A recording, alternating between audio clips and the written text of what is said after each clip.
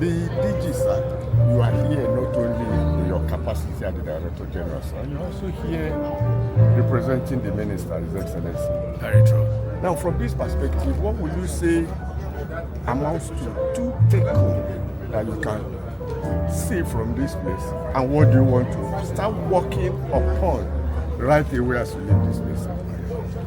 Thank you very much for the question or questions. What has transpired here is a practical experience of what is happening in the industry, the issues, the challenges, and the difficulties the industry has been going through, and also the progression the industry has made in the last 40 years. Why did I say that? Stars is being looked at as a company that is actually also a leader in the industry.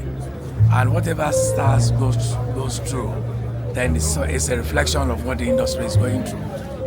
So from that standpoint, I would say the two takeaways that I have taken away as a regulator and also the representative of the Honorable Minister is the fact that, number one, we have tried to solve one of the problems, which is the financing challenges in the industry, the access to financing by the professionals and the practitioners in the industry. And that is why NIMASA, under the Ministry of Marine and Blue Economy, has developed and come up with a single-digit financing mechanism for the sector. When that is implemented, then the sector will have access to low funding mechanism within the industry, which will help to grow the business, especially the access to funding and buying vessels to operate within the sector, which will lead to economic growth for the Nigerian maritime domain. So that's the first one. The second one was the issue of capacity building. And this is what we have been hearing for the past 20, 30 years. We hear about the fact that the sector is dominated by the foreign countries, foreign experts, and we also have qualified Nigerians who are competent and capable of doing exactly the same thing. So the issue now is why is it not possible for the Nigerians, the qualified Nigerians, to have access to this industry and have it easier for them? So that is what we are going to work on between the ministry and the NIMASA, the regulator, and we would put in place a very strong structure that would allow the capacity that has been trained over years. I will give you an example. In the last 13 years, NIMASA has trained almost 2,600 seamen who are now cadets and officers, but majority of them are not able to get employment. So we are going to seriously address those issues. And then we are also about training new cadets. Again, if the structure is not in place, after expensive training, expensive sea, going on board the sea to train, then they will be rendered useless because there will be no job for them.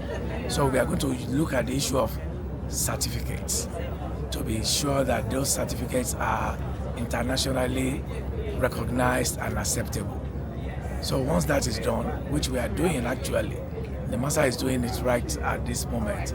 The STCW, which is IMO regulations, we are looking at it right now, and we are reforming it, we are adjusting it to be internationally recognized when it's done. So it's all of those things put together, and when all that is done, you find out that we have a buoyant seafarers who can compete at any level, anywhere in the world.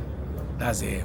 So can I just ask one question? Please. All right. So recently, Kenya, during our ocean conference, the representative of Mr. President said that Nigeria looks forward to employing millions of people within the marine and blue economy space. Yeah. There is no doubt that we need private sector to be strong and driving this. Yes. So it's just like a word of reassurance, to indigenous ship owners who you really, really, really work, to advance. Yeah. So what would you be saying to them in spite of the mirage of issues they seem to have? Well, let me quickly go back to the keynote speech made by the Honorable Minister of Marine and Blue Economy, which I had to present. On every single paragraph of that statement, of that speech, he spoke about partnership between the government and the private sector. Under training, under operations, all aspects of maritime activities, the government will only create the enabling environment, and the private sector will operate and implement the policies. So with that, it for me is a comfort level for the private sectors, for their investment, because it's safe. Like the minister said, our policies are going to be consistent and it's going to be implementable. So it is therefore an opportunity for the private sector to key in now very quickly, because in a matter of so many years to come, very shortly, you'll find out that a lot of opportunities would arise, and it's better to key in from now in order to ensure the benefit as soon as possible.